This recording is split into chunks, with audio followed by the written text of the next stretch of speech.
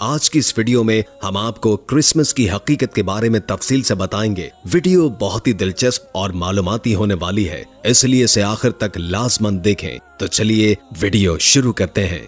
Christmas से मुराद हजरत ईसा अलैहिस्सलाम का यौम पैदाइश मनाना है। ईसाइयों का अकीदा है कि 25 दिसंबर को हजरत ईसा अलैहिस्सलाम की पैदाइश हुई। चुनाचे इसी खुशी में वो इस दिन को बतौर ईद मनाते हैं और खुशियों का एहतमाम करते हैं। दुनिया के मुख्तलिफ हिस्सों में क्रिसमस को मुख्तलिफ नामों से याद किया जाता है और आलम ईसाइयत में बड़े बड़े मसीही फिरके इस दिन को क्रिसमस के नाम से मुकद्दस मजहबी त्योहार के तौर पर बड़े धूमधाम से मनाते हैं। लेकिन इस दिन हजरत ईसा अलैहिस्सलाम की पैदाइश और दीनो मजहब के नाम पर क्या क्या खुराफात अंजाम दी जाती हैं, आइए जरा इसका जायजा लेते हैं। सबसे पहले तो तारीखदानों के रिसर्च पर इसे पढ़ने की कोशिश करते हैं कि दरअसल इस त्योहार की इब्तिदा हुई कहां से। यूनिवर्सिटी ऑफ एमेडियास में शोबा दीनियात और तारीख कलीसा के प्रोफेसर डॉक्टर सैमुअल क्रिसमस का मतलब यूं बयान करते हैं कि क्रिसमस का लफ्ज बाइबल में असल में मौजूद है ही नहीं, बल्कि ये दो अल्फाज क्राइस्ट यानी मसीह और मैस यानी कैथोलिक रस्म को मिलाकर बनाया गया है,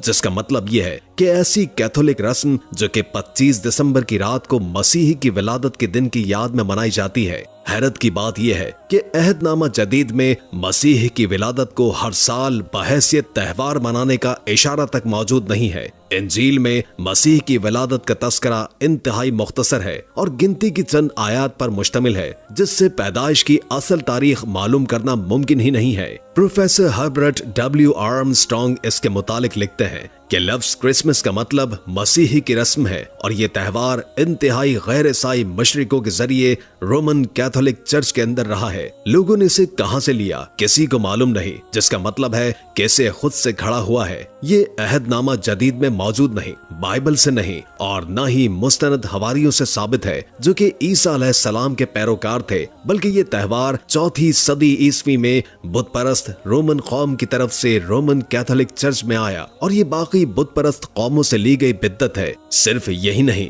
बल्कि तारीख कलीसा में भी क्रिसमस की तारीख कभी एक जैसी नहीं रही, क्योंकि हजरत ईसा अलैहिस्सलाम के यौम पैदाइश किसी भी जरिए से किसी को भी श्योरिटी से मालूम नहीं है कि उनकी पैदाइश दरअसल किस साल या किस तारीख को हुई। लेकिन इसका इशारा मौसम की सूरत में हमें बाइबल और कुरान जैसी मुकद्दस किताब के अंदर दोनों में एक जैसा ही मिलता है, क्योंकि कुरान करीम और बाइबल से हजरत ईसा अलैहिस्सलाम की पैदाइश मौसम गर्मा के अंदर होना वाज़े तौर पर साबित है और दिसंबर गर्मी का महीना नहीं बल्कि सर्दी का महीना होता है। इस बात का सबूत यह है कि कुरान करीम के मुताबिक जब हजरत मरियम हजरत ईसा अलैहिस्सलाम की पैदाइश के बाद खजूर के दरख्त के नीचे जाकर बैठ गईं, तो अल्लाह तबारक व ताला ने उन्हें दरख्त पर लगी हुई पकी हुई खजूरें खाने का हुक्म दिया। और याद रहे कि खजूर सर्दियों में नहीं बल्कि गर्मियों के मौसम में पकती है। सूरह मरियम के अंदर अल्लाह ताला फरमाते हैं, बोली कि काश इससे पहले ही मर गई होती और लोगों की याद से भी निकल गई होती।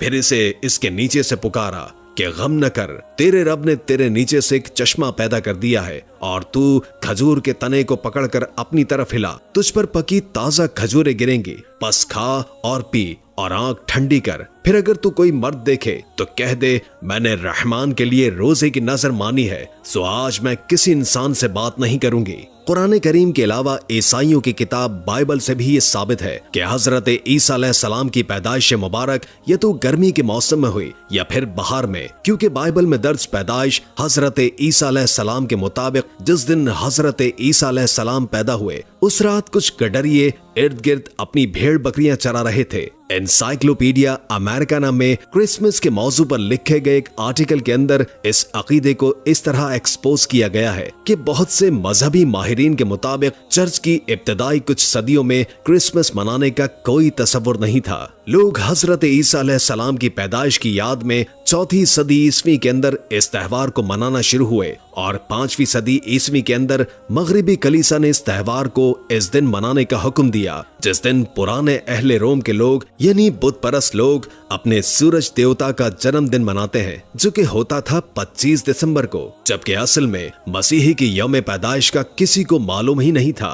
मार्टिन क्विल इस सिलसिले में अपने रिमार्क्स यूं देते हैं कि नमरूद जिसने खुदाई का दावा किया और हजरत इब्राहिम अलैहिस्सलाम को आग में डलवा दिया था, उसकी नागहानी मौत जो कि 2167 बीसी के बाद हुई। इसके बाद उसकी मां ने बाबुल इराक के लोगों के अंदर इस अकीदे को फैलाना शुरू कर दिया कि नमरूद एक देवता था। उसने ये भी कहा कि उसका बेटा दरख्त के किसी तने की तरह है, जैसे सर्दियों के इख्तिताम पर इससे एक नई जिंदगी जन्म लेती है, बिल्कुल ऐसे ही इसके मुर्दा जिस्म से उसकी सालगिरह के अंदर एक नई जिंदगी जन्म लेगी। उसकी सालगिरह के दिन उसकी मां ने यह ऐलान किया था कि नमरूद हर सरसब्ज दरख्त पर आएगा और वहां हर तोहफे छोड़कर जाएगा, और यहीं से क्रिसमस दरख्त की इब्तिदा हुई। इसी तरह इसकी सालगिरह सर्दियों के दिन यानी दिसंबर के आखिरी दिनों में ईद की हैसियत के तौर पर मनाई जाने लगी, जिससे ये बात तो साबित हो गई कि ईसाईयत के अंदर दाखिल की गई ये एक बिद्दत है जिसका हजरत ईसा अलैहिस्सलाम की पैदाइश से कोई ताल्लुक नहीं।